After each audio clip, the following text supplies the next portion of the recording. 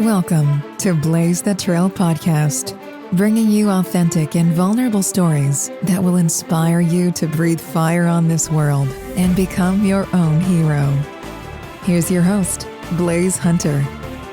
Hello, welcome to Blaise the Trail podcast. I'm Blaise Hunter, and I am a fertility expert.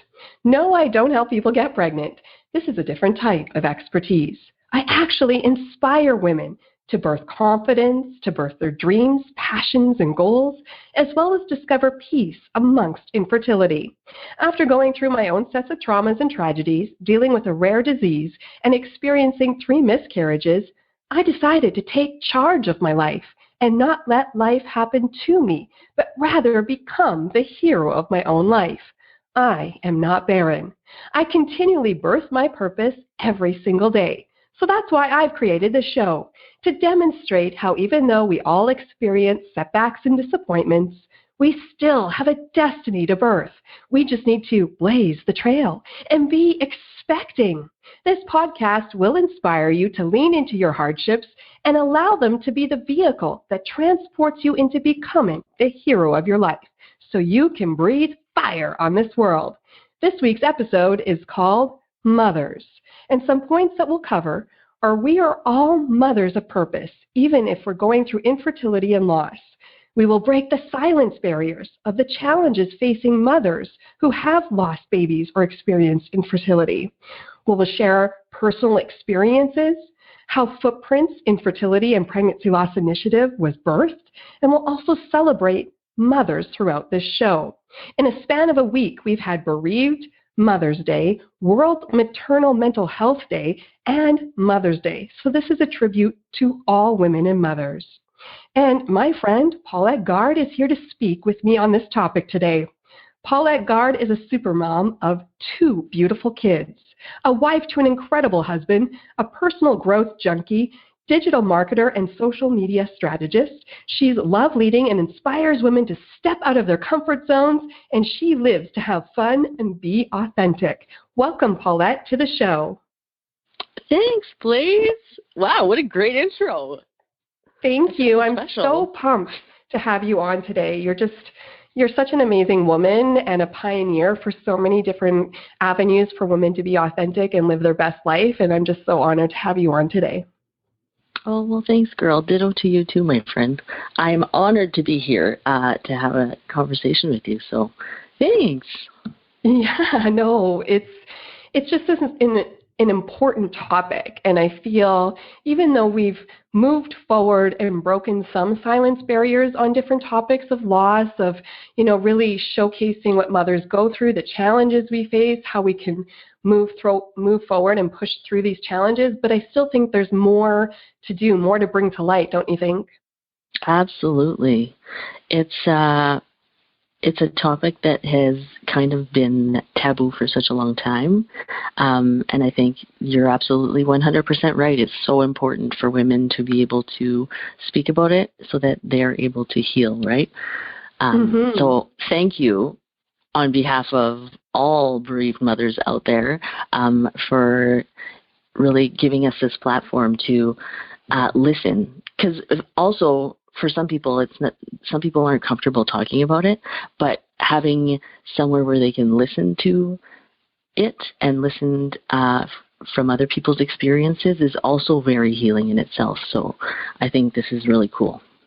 Exactly. Like you said, some people are more private and would rather, keep their personal experiences or story quiet, but they do appreciate someone else sharing. And it gives that kind of safety net that it's like, oh, okay, I'm not the only one. And someone else is sharing, and I can find solace in that, even if I don't want to be public about it, right? Absolutely. Absolutely.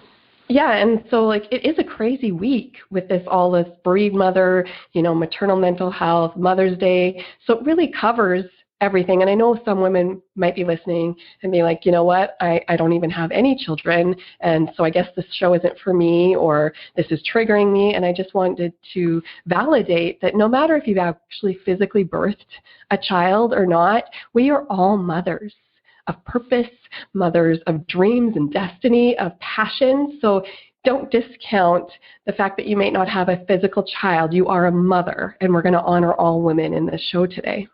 Amen, sister. Exactly. So yeah, our first point that we want to talk about is really about how difficult is this season right now, how difficult is this past week that we're going through with, bringing up a lot of topics, a lot of hard issues that women are going through, whether you've lost a child, whether you're grieving, you've never had a child, whether you're a mother, and it is freaking hard. And we're going to honor all of that today in this hard season, especially that we're going through this in a pandemic where everything's shut down. So now mothers' plates have been added triple fold to cover many different bases. And it's a difficult season. And you're a mama too. So can you attest that it's a difficult time for you? You're funny. Oh my goodness, you guys. Yes, it has been a challenge to say the least. I'm lucky. Like Blaise was saying earlier, I'm a digital marketer, and so my job is at home, which is great. So not a lot of things have changed in that sense for me. But now I also have tiny people and a husband at home with me as well. And so it's kind of rocked our schedule, to say the least. Mm-hmm. And I'm having a really hard time balancing. So we're all getting through it together. I've had to really harness my patience, I feel like. One thing that I've learned is that I am 100% not cut out to be a teacher. And I am so incredibly grateful. I've always been grateful for teachers in the past, but this has taken it to a whole other level. There's a reason why I'm not a teacher. It exposes all of our weaknesses. Oh, God. It's just like, it's been a lot. But I feel like there are also positives in it. And, we've had so much more family time, which is amazing. But it does get really overwhelming. And so communication is key, is what I keep saying to my husband. Yes, so, and communication within yourself to understand where you're, veering off the rails a bit and how to, articulate that and verbalize that to your partner and to even yourself and to your children. So then you can, take the lead on your mental health in this time, trying to do all the different jobs that we're supposed to be able to do right now, right? Yeah, absolutely. And I think it's funny because there's so many people that have different, like everybody's different, right? We all have different personalities, and some people are introverts. So like all the introverts out there are probably like, woohoo, I've been prepared for this all my life. But then exactly. The extroverts out there are kind of like panicking because they crave that connection, right? That physical and that in-person connection with people. So it's kind of tough. I am in the middle. I'm an ambivert. So I'm a little bit introvert. I'm an introverted extrovert is what I like to say. I'm totally like that too. I love my home, but I love being out. It's a mix. Yeah. So I'm having like, I feel like it's this roller coaster of like, I'll have really great days where I'm like, oh, I'm so grateful to like not have to be like rushing everywhere and with the hustle and bustle. But then also some days I'm just crawling out of my skin. Like I need to get out of here. I just like, I just need to be out somewhere in civilization away from my home.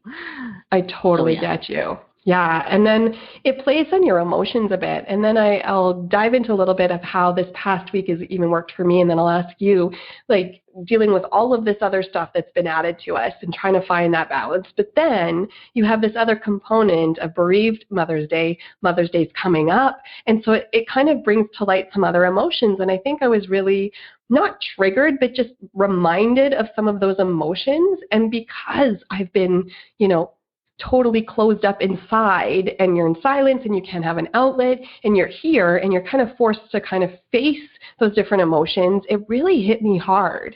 And then I broke down. Like, I'll be honest here, I had a 48-hour window where I just ugly cried, sobbed, grieved, and I didn't know particularly why, whether because I've really been an advocate for pregnancy loss and infertility, that I was grieving for other women and other mothers. I was grieving for my 3 babies that I've miscarried, just grieving. And I tried to stop it and I couldn't.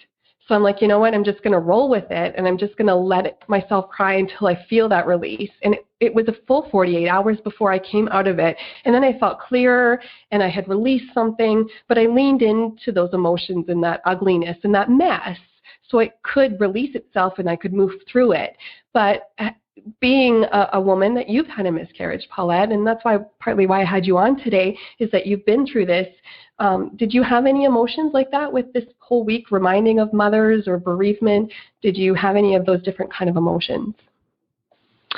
I can't say that this week specifically has been like a big change for me. I feel like it's just always with me. Mm.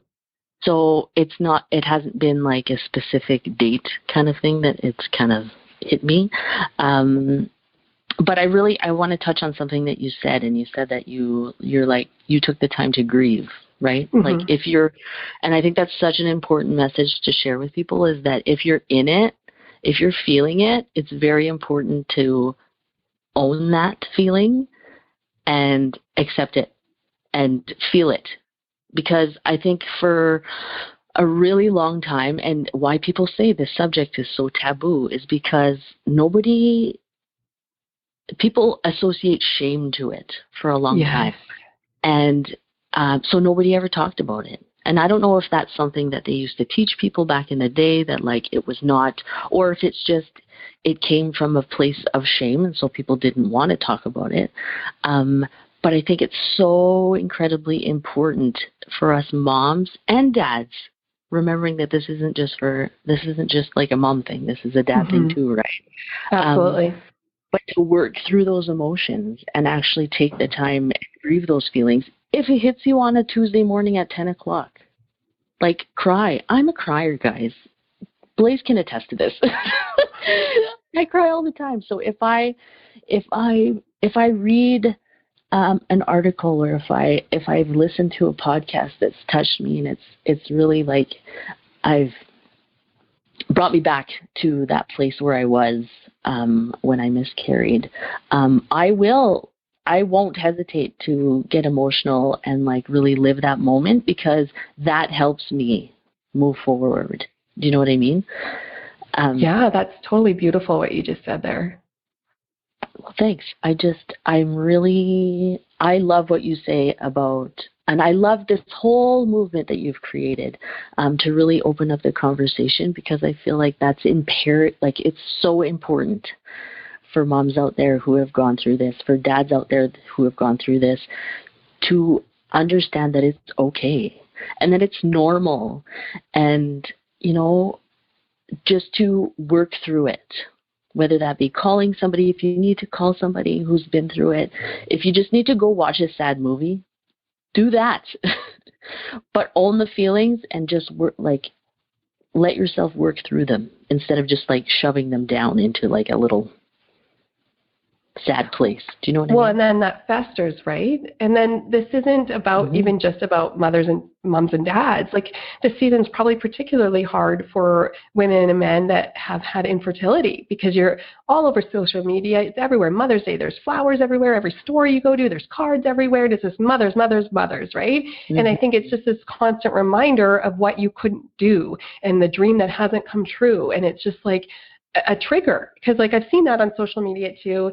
And, you know, I'm going to play a little bit of devil's advocate here, because I see a post and it's talking about honoring your child, or your greatest achievement could be your child that you raise up. And you know what? There's nothing wrong with that. That's a great statement. That could be very true. But this week is particularly hard for women and men that haven't been able to birth that baby yet.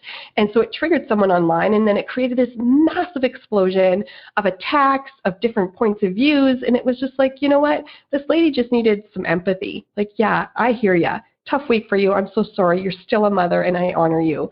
And you didn't have to attack already a girl that was already down. Like, you know, no one was wrong in any side here, but it's just like, you know, we've got to have some empathy again. And that's partly of my whole movement is bringing this conversation to light, bringing the open dialogue where we create empathy. Because once you know someone's backstory, you're like, oh, maybe I shouldn't have been so harsh there. I know what they're going through now. Now I have some empathy and I can relate because I've had disappointments. And I don't need to be reminded and backlashed and attacked on social media, right? Yeah, totally. So it's just a reminder that we need to have empathy for people, especially in this week, because it's triggering a lot of emotions. Plus, we add this pandemic onto our plate, and it's created a little bit more of a rawness, because now we're not at our best emotionally because we're really worn down and we're really trying to cover a lot and we're grieving our lives. So we all just need to cut everybody some slack. Yes, 100%. And so then part of having you on the show today is that I wrote my book, Heroine, to heal partly from my 3 miscarriages that I had. And I was grieving and I didn't know how to release it. And I felt like for me, my outlet was to let it out in words and write this book. And through that, I had a whole section in there about infertility and my loss, and I had other women comment on it. And it was just really healing for me to share that experience. And I'm going through those 3 miscarriages, and you've had a miscarriage. How did you feel when you went through that, and how did you heal through that? So I feel like when we are growing up, we have all these like really grand ideas of what our future is going to look like, and we dream about things like our wedding day, and as girls especially, right? We're always like, oh, I wonder what my day is going to be like, and you have this whole idea in your head, and you think a lot of times the same way about when you're going to start a family. And so when my husband and I when we got pregnant the first time, we actually got pregnant on our honeymoon, which was really cool. And I remember the minute I found out, I was like over the moon excited, and I was so nervous at the same time, and I couldn't wait to share the news with everybody. And so we did some really, really special things for our families to share the news. And we found out at 13 weeks that we had lost, and it was absolutely devastating. And because in my mind, Jerry and I had thought we had already created this reality. It was a reality, right? Like our story was just beginning, and we were so excited, and we had put so much thought and excitement, and there was a vision for what it was going to be like. And we didn't know the sex of our baby, but we knew we already had a vision for what our little one's future was going to be like, right? So it was like 100% real from us. So when we found out that we miscarried, it was the end of that dream, what it felt like for us, right? Like it was soul crushing. Mm-hmm. And I remember when we were told in the waiting room, or sorry, not in the waiting room, but in the doctor's office, we didn't have the best experience. And we were told that we miscarried, and the doctor that we had was it wasn't a really great, they weren't great with people. And yeah, the bedside manner wasn't there, right? Oh, sister, it was, yeah. Anyways, and we were just told very abruptly, and we were given facts. Okay, this is what's going to happen. This is what you need to do. Do you understand? Okay, thanks. You're free to go. And we were I could speak for myself. We were in shock. We just sat there and were like, what the hell just happened, first of all? And then, so we sat for a couple minutes, and then it kind of hits, and you're like, oh my God, everything that I have imagined, that I have built up in my brain, has just been, like, the rug has just been, pulled from under me. And I remember looking at Jerry and being like, okay, so what now? Like, and in our medical office, you have to walk through, to leave, you have to walk through the waiting room. And for me, it was like, I felt like it was a walk of shame. I couldn't even fathom. I'm like, you want me to walk? Like, can I have a minute? Mm-hmm. And I thought, very like, you know, it was like we were being rushed out of there. And like now I understand for some people, if you've never gone through it, it's really hard to understand what it's like. And so I don't know if this doctor had never been through it or what it was. And I'm not necessarily blaming the doctor. It's just it was just not a very ideal situation. And so we walked through. We had to walk through that waiting room, and it was like a walk of shame. I felt like, and I remember having to go pick up my daughter Montana from school like an hour later, and I was like a zombie. I just could not function. And I couldn't also fathom how everybody else could just go on with their lives, because like I said, I was broken. Mm-hmm. I was really, really, really lucky to have Jerry, my husband, who was such an incredible rock for me. But I remember I was just so broken, for the lack of a better word, and I just laid in bed for a couple of days. And Montana, who is my stepdaughter, she was, I think, 3 at the time or something like that, 3 or 4.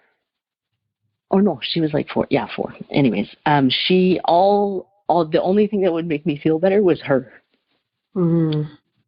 So she would come and like sit with me or lay with me, and I just couldn't understand how everybody else could go on with their day.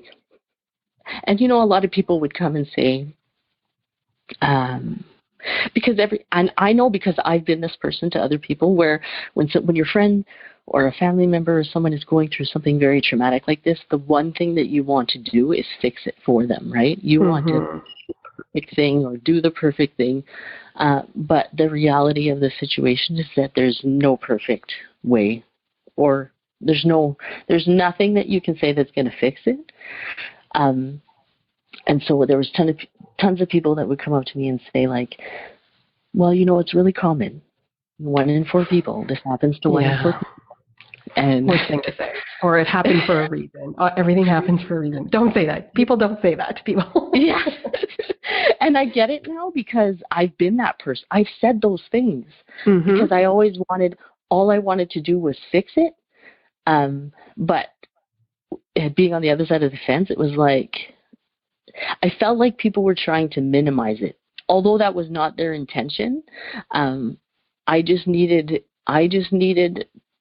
people to understand how I was feeling. Well, and I think people need to just sit with you, because often I get asked, like, mm-hmm. what is the perfect thing to say? And like you said, there's nothing you can actually say or do to help me or fix it.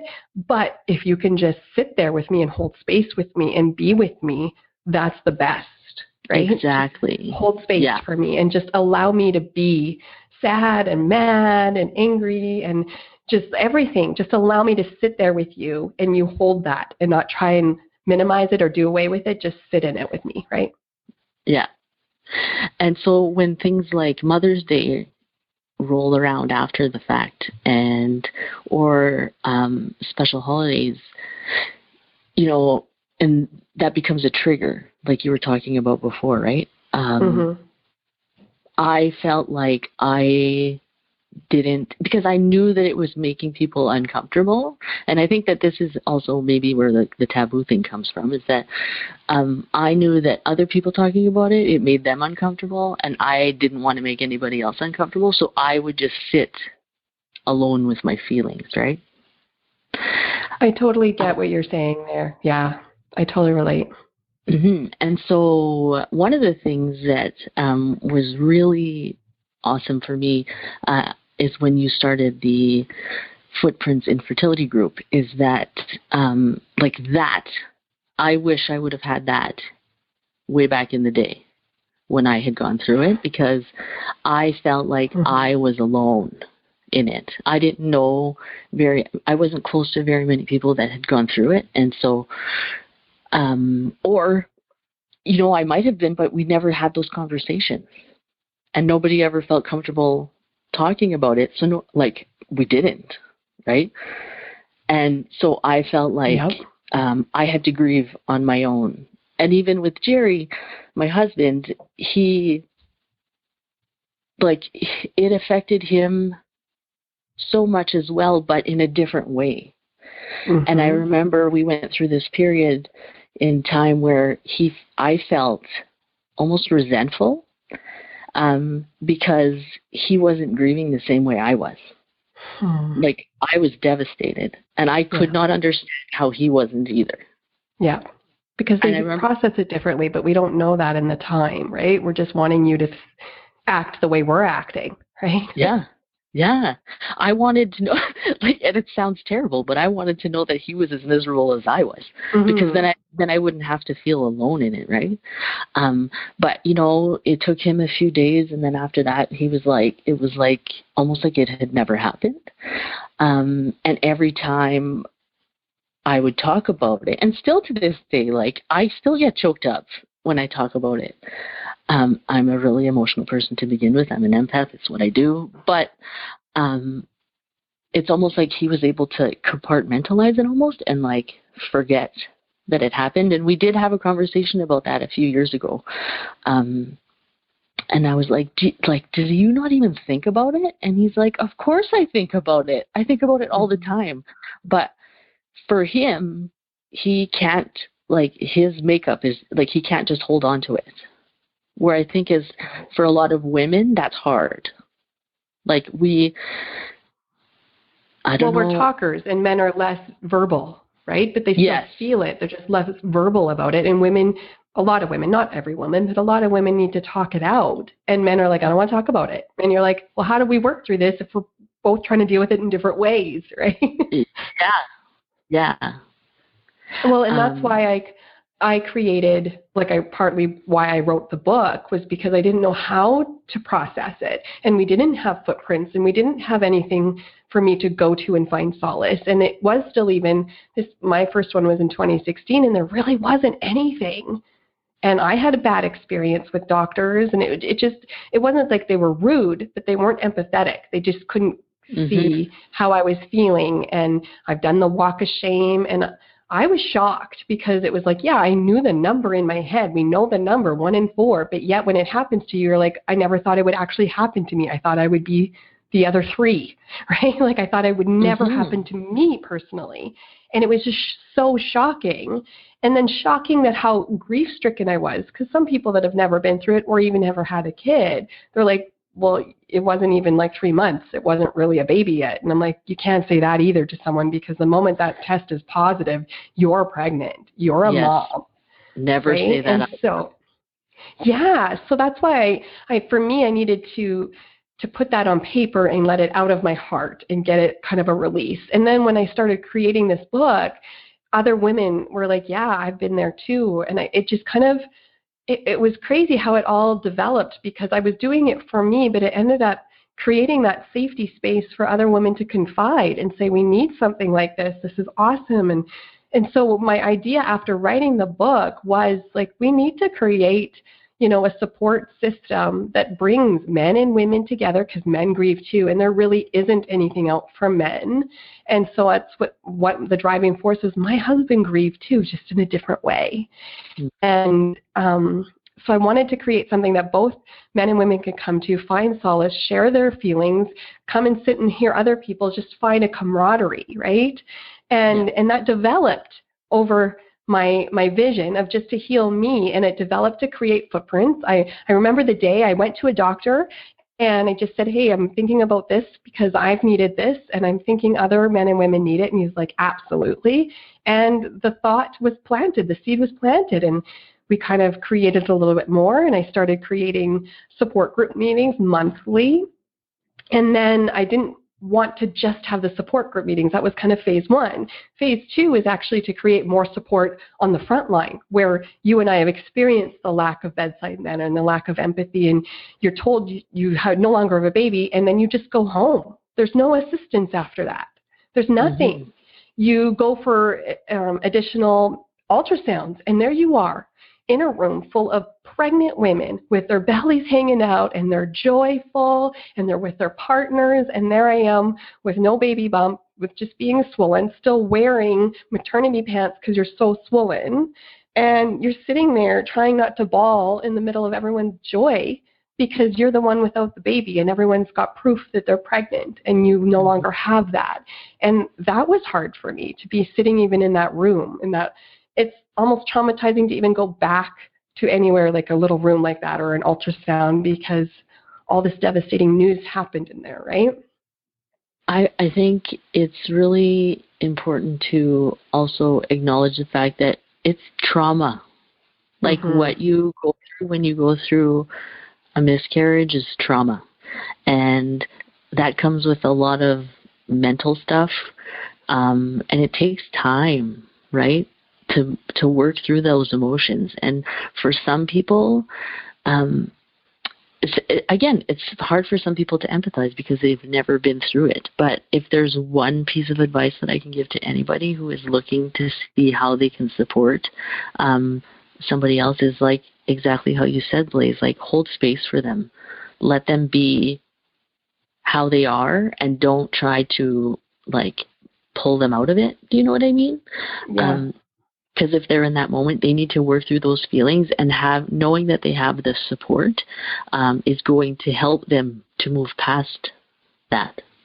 You know, the thing that I love the most inside your book, in chapter 7, when people shared their experiences, and because again, like we said before, there's so much shame put on, and you really do feel like you are alone going through it. And so knowing and hearing other people's stories made it so much easier for me to walk through it, even years later, right? Because I didn't read your book. It just it helps to hear it. So I thank you for that, by the way. Awesome. Well, thank you. And so we created Footprints. The first support group meeting happened in 2018, and you came to that. And both of our first, I had 3, you had 1, but your miscarriage was definitely, yes, years before my book, and then Footprints was developed.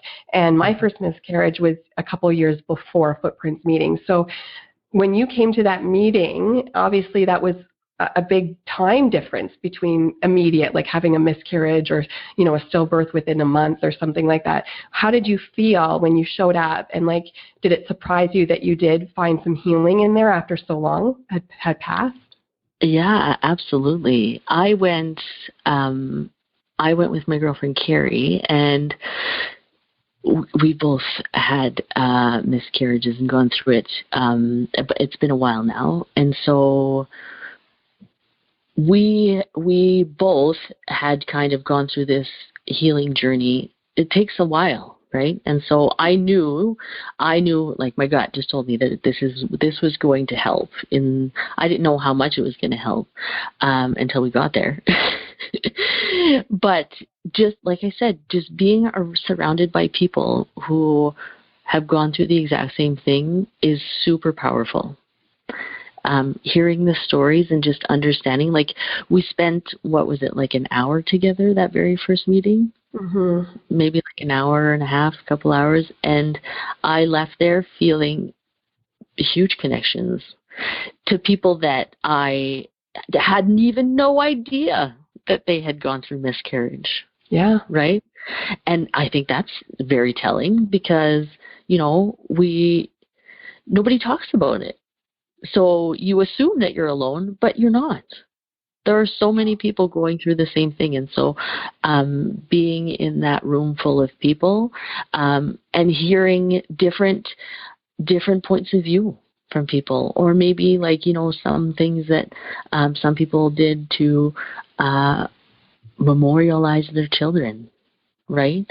That you might not have thought of, or, there's a healing in sharing those stories, and so I felt super grateful to have been part of that. Oh, well, thank you for being a part of it and being vulnerable. Yeah, it's super important. I would recommend it to anybody. Yeah, so I was just going to say that I had it in Bonnyville, Alberta, where we were.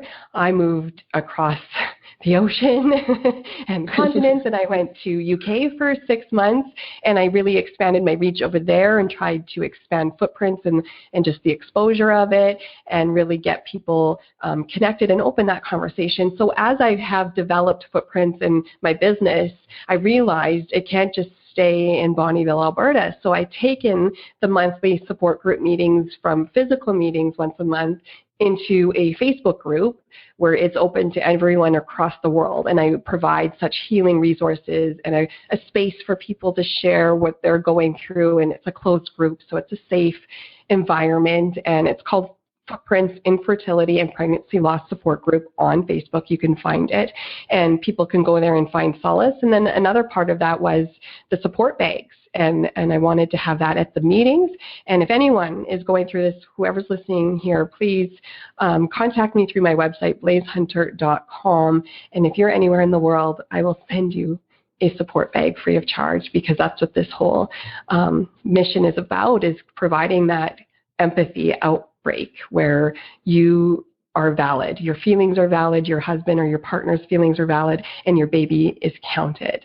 And so in the support bag, which I needed funding for, because unfortunately it doesn't really fit in a box to get funding, and that's why I wanted you on the show too, is Paulette, is you were part of that funding outbreak that I got in the community. You called me up and said, I want to give to your program, go birth it. And then it created space for other people in the community to donate, and I was able to create massive amounts of support bags to be delivered to the clinics and the hospitals and anyone that's in need through support groups I have. And it includes my book, it includes a certificate of life that your baby was counted, it's got a footprint bracelet, and it's got lots of mental health pamphlets and just good resource tools and coping skills. And in my book there is a good resource of how to go through grief, and it's just a community. And so thank you so much for contributing to that and being a big part of that. And maybe you can share why that was so important for you to make sure that it was birthed and came out for people to have a resource. I might cry.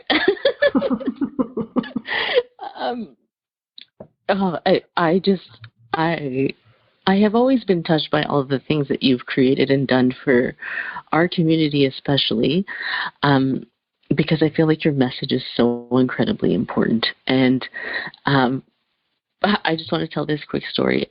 Actually, when Blaise initially spoke to me about doing this podcast, my initial gut reaction was, no, I don't think I can. Because for me, it's still so raw for me. Mm-hmm. And like I said before, I cry a lot. Blaise knows this about me. Mm-hmm. I'm an empath. I feel deeply. And so whenever I am really touched by something, I get really emotional. And I said to Blaise, I'm like, I don't think I'm going to be able to get through it without bawling the whole time. But that's also a testament to the entire idea behind it. Because, like I said in the beginning, when I went and I was going through it, and I was told very kind of abruptly, okay, this is what's happening, you've miscarried, you have ABC options, what do you want to do? Here's a pamphlet that gives you like an explanation of what's going to happen, kind of, Mm-hmm. And I remember walking out with that piece of paper, like almost pissed off. Yeah. After a while, like after I stopped crying, I was just pissed off because I was like, is this it? Like, you're just going to give me this piece of paper is supposed to help me get through the most traumatic event of my life. And so when you were talking about when we went to the first Footprints meeting, we got to receive the bag ourselves. And I opened it, and I remember looking over to my girlfriend Carrie and being like, well, shit. I was like, I'm going to cry. Because it really, that piece of empathy was all over the inside of that bag. right? Like from the bracelet that was in there with the little footprints on it, to, like, yes, there was still pamphlets in there, but they were all very useful. Pamphlets on mental health, pamphlets for the guys in our lives and how they can help get through stuff. Like, it was actually something that we could, like, use and really appreciate. And so when I'm a big believer that things happen for a reason, and so the universe kind of worked its magic, and or God, or whatever you want to say, and we were able to get some extra funds, and I really wanted to be part of it. Jerry and I really wanted to be part of it. It wasn't even a question. Blaise and I were having a conversation on her front lawn one day, and she was talking to me about how she really wanted to get this off the ground, and I left in my car, and the whole ride home, all I could think about was like, oh my goodness, how can I help? Like, how can we get this off the ground? And I called my husband, and I told him about our conversation, and he's just like, yeah, for sure. Like, didn't even hesitate. And then I fell in love with my husband like 17 more times than I ever did. Honestly, yes, like you said, we're in a perfect timing of life, and sometimes you just put together for each other. Like, I helped you, you helped me. Like, it was a perfect, coming of together to heal and to be, an advocate for those who can't be loud yet, and an advocate for the babies that we've lost. They have no voice, so let's be a voice for them. Mm-hmm. And I know, coming back to the empathy thing, like, you and I, we know exactly what all those families are going through. And so I didn't want to come on. Initially, I didn't think that I could do the podcast because I didn't think that I'd be able to speak about it without bawling the whole time. But at the same time, I wanted to so bad because I know how much it means to be able to have a safe place to talk about it. So, well, thank you for your bravery. I know when you said, no, I don't think I can do it, I'm like, I honor that, because you have to know what you're ready for. But you sat with it, and the next day you're like, let's do this. And I'm like, yeah. Oh, you're so brave. I love you. Thank you for stepping into that. And I know it's scary, because it's scary to not be too emotional. It's scary to speak things that you've kept private and silent. Like, it's hard, but like, sometimes it's harder not to. Like, sometimes you have to do that push, depending where you are in your life, to make sure that you create that safe place and that kind of roadway for other people to join in, because this is a real problem. Like, people, if it's 1 in 4, there's a lot of people around you in your circle, in your community, that that are suffering, and you don't know how deep it goes, and you don't know how bad it is. And so if you can be that person in your circle, that light, that beacon, where you're like, hey, I can hold space for you, and I'm safe to talk to you, and there's no judgment, and I'm not going to try and fix your problems, but I can just be here with you, and I can know what you're going through, because me and you have been there. And like you said about that piece of paper, oh my God, every woman I talk to is like, whatever color it was. Some people had a yellow paper, some people had a blue paper, some people had a white paper. I had a white one that was photocopied probably 3,000 times, so it was crooked and dark and smudgy. And then, like, that is what my baby was worth. That's what I felt. And I was like, that's a slap in the face, and I don't even know how I can even take this paper home. Like, I just felt like it was just such a mockery of the life I just lost, right? Right, exactly. And so I put all of that into these bags, because I've been there. I've been there 3 times. And so I would never want to put that piece of paper, the way it was presented to me, to anyone else, to man or to woman. And so what you're getting in that support bag is basically everything that I needed, everything that represents love and empathy and just a big hug. And it's all wrapped up into that support bag. And it's all because of you and people in my community, and people all over the country donated to help me birth this. And then we were able to do another step and create a physical memorial. So Paulette, you were part of that I was able to create a standing memorial erected along Jessie Lake in Bonnyville, Alberta. And it will forever stand as a memorial for our babies, a place to grieve, a place to come and honor and remember, and just show that we made them count. and they were a life, and now they're in heaven, and now we can honor them and honor their memory, and that's a standing memorial, standing representative of that it's okay to speak about it, right? Oh, yes, 100%. That was so, so special. I got a chance to read a poem at the unveiling, and you were actually not here. You were over in England, but you were there live. You were watching live. I wanted it erected before it snowed because the snow takes so long to go away. So it was I appreciated that you and all the women that were my inner circle that helped me pull that off while I was in England. That was you and Carrie and Robin and the medical staff, the doctors and the nurses. Everyone just came out and pulled it off without me even being there. So it was a true testament to the circle that I have that helped me pull that off and get it erected and get it birthed. We're saying a gift, a legacy, and a place for men and women to have for years to come. It was really beautiful, and again, that sense of community, right? Everybody was working towards a common goal, and it was so beautiful. Of course, I cried through the entire poem, couldn't get through it, but I cried. Everyone cried. You can hear the live feed of everyone sobbing in the background.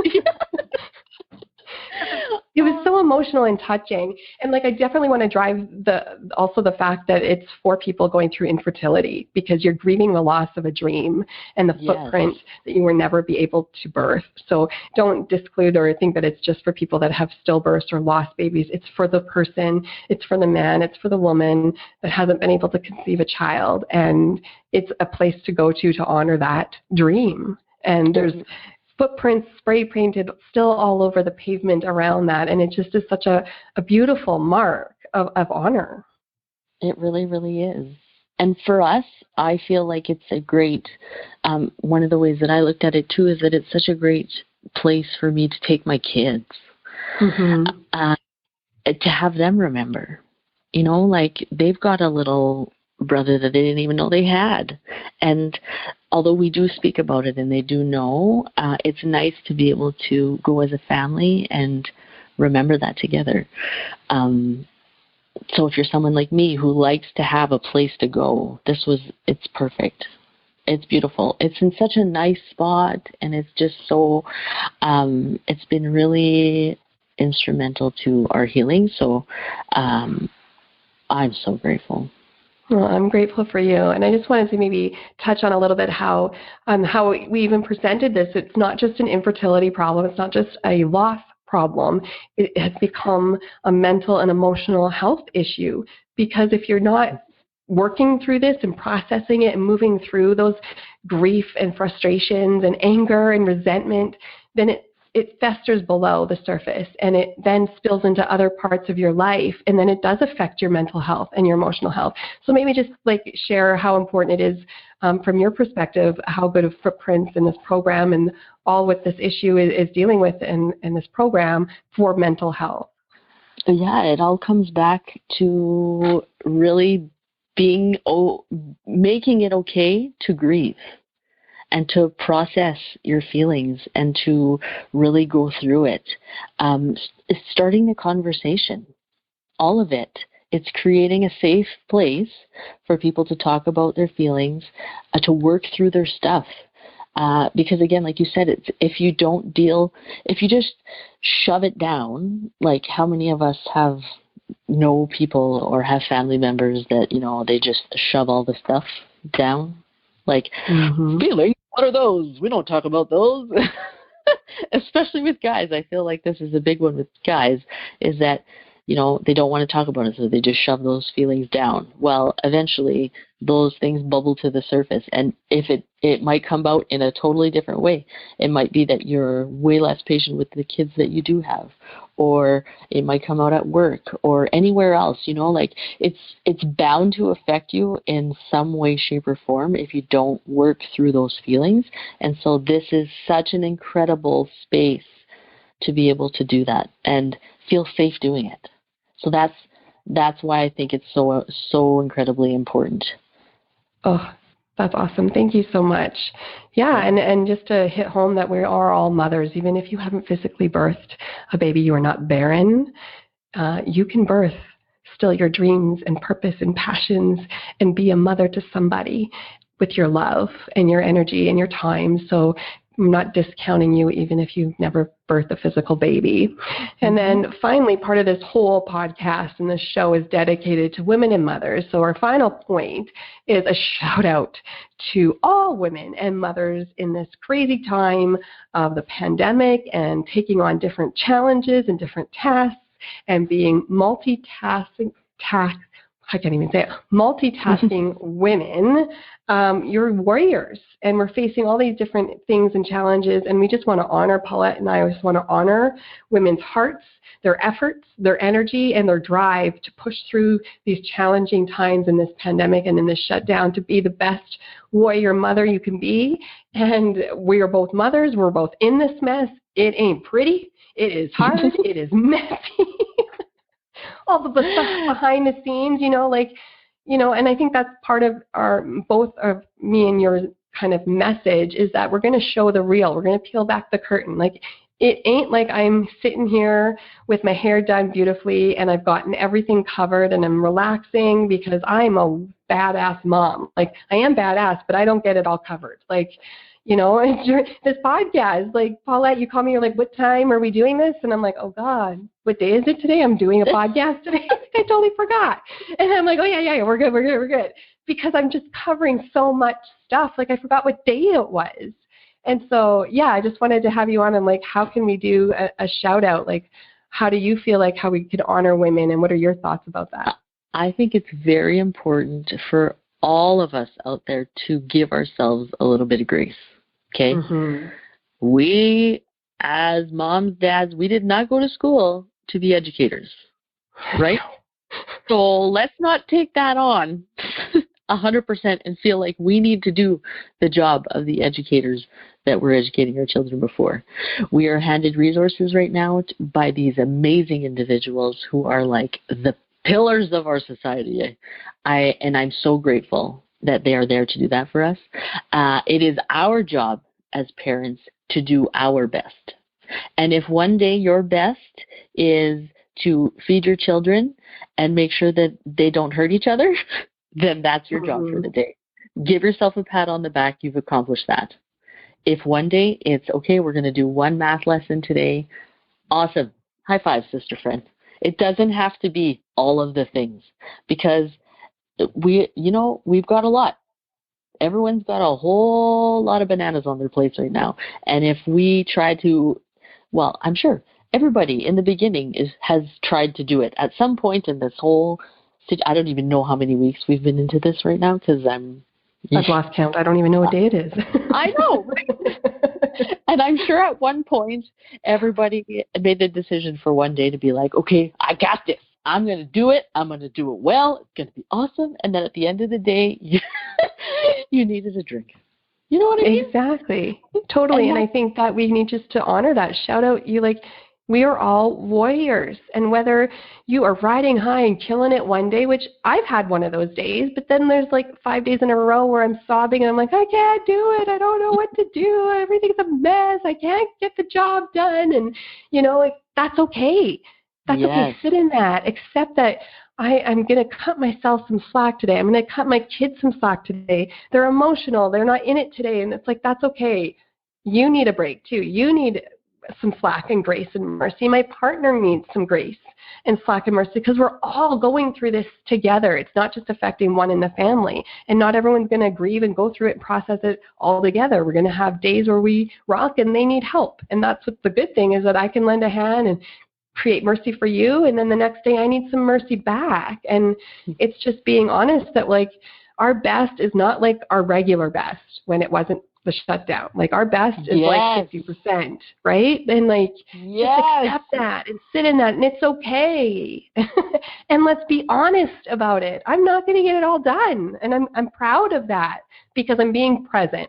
And I guess that's the number one goal, is like, if you can just be present in the moment, even if it's 50%, even if it's 20%, guys. And I know that's hard for mothers to fathom, just doing 20% in a day. But if you're 20% present rather than 80% or 100% not there, then I'd rather have you be the 20% and be present in the moment. Right? And it doesn't all have to be negative either, right? Like if you feel like you're not keeping up to what should be happening right now, stop it. You find the positive. Okay? Like I keep telling people, my joke right now is that I feel like the universe has put us all in a giant timeout. And now we're all meant to think about what we've done. And so think about all the positives that have come out of this. Like for us, our family has become closer. My husband and I's relationship, you would think it would be worse because we're spending more time together. And, some days are annoying, don't get me wrong. But at the same time, we are having to work more as a team. And so those little moments where we are like, our little family unit of 4 do something super fun as a family that we wouldn't have had time to do in the past because everyone's so like, there's a whole bunch of people out there I know, and I'm one of those people, the hustle and bustle, the go, go, go, go, go all the time. Now we are all being forced to slow down and live in the moment. And what a gift. Mm-hmm. Instead of looking at it as like, I'm not doing this, I can't accomplish this because I can't go to work or I can't go to, what about the cans? Like, what can you do right now? Oh, I love that. And my mantra has been focus on the wins, because there's something good that happens in the day. And I'm just I'm totally tunnel vision on focus on the win, because I had one win and then a lot of flub ups and a lot of maybe what you call losses. But I'm not going to look at that today, because I'm going to focus on my win, because that's what's going to keep me centered and happy and able to conquer and being a better woman and a better mom and a better wife, is that I just focus on the positive, like you said, and shift my perspective a little bit, because everyone's going through a negative. Everyone has a loss in a day, but let's focus on the wins, because there are some. And there's precious gifts in those wins if we can focus on it, right? Exactly. Give yourself some grace, guys. Yeah. Oh, love it. Thank you so much, Paulette. I appreciate you coming on. We've just chatted through the hour and talked about really amazing topics about honoring women, honoring mothers.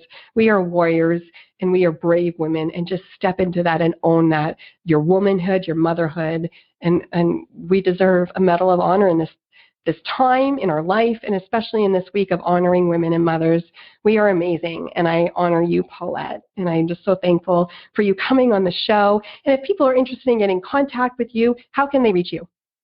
They can reach me on Facebook, on my Facebook page. It's Paulette Guard, or I also have a Facebook group on Facebook that is called Slay at Home Mom Co. They can reach me there. Feel free to send me a message anytime. Come check out all my funny stuff. And yeah, I would love to connect. I love connecting with people. So Blaise, thank you so much for having me on. I am so incredibly humbled and excited that I got to speak with you on this super important subject. And hey, I got through it. High five. You did. You didn't. You got emotional, which is real, but you didn't bawl through the entire thing. You rocked it. You leaned in and you rocked it. I'm proud of you. Thank you. So just to recap what we covered, that we are all mothers of purpose, even if you didn't physically birth a baby. So we're honoring mothers today, but we're really honoring all women because we're all mothers. And Paulette and I shared our truths and demonstrated how it's safe to speak even about our own messy, vulnerable circumstances and experiences and what we've gone through. We talked about Footprints, Infertility, and Pregnancy Loss Initiative and how it was birthed from our pain and how everyone can come together in a community and have support. You can find that on Facebook. Women and mothers everywhere are warriors during this pandemic, and every day that you are a mother and you show up, and we honor all women and mothers today. That's it for this week's episode. Challenge yourself to be vulnerable, lean into those difficulties, and have those open conversations so we can rise up and be the heroes of our lives, and let us breathe fire together. If you've enjoyed this show, please subscribe and support Blaise the Trail podcast. Thanks for listening. I'm Blaise Hunter. You've been listening to Blaise the Trail with Blaise Hunter. To learn more about how you can breathe fire and unleash the hero within, or to listen to past episodes, visit blaisehunter.com.